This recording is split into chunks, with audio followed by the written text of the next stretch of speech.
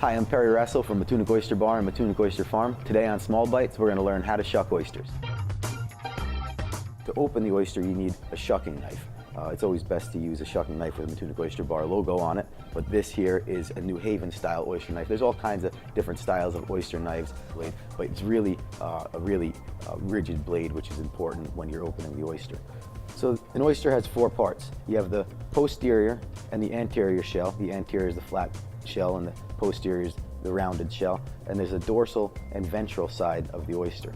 So to shuck the oyster, you get the point of the knife and you put it into the dorsal side, also known as the hinge or umbo. It's the oldest side of the oldest part of the oyster. The oyster grows up like this, and so you can see the concentric rings, the growth rings.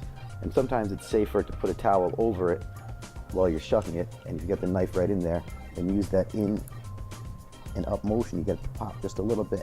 And as soon as you get it to pop, you want to slide the knife up 2/3 up the oyster to the right is where that adductor muscle is, and you want to kind of scrape that adductor muscle off the shell. And what you'll see here is you see the adductor muscle scar right there. That's where the adductor muscle was attached. We just cut it off, and now it's still attached here. There's the gills there.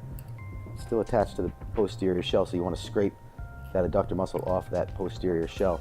Make sure it's nice and loose in the shell this way. And that's how you shuck an oyster.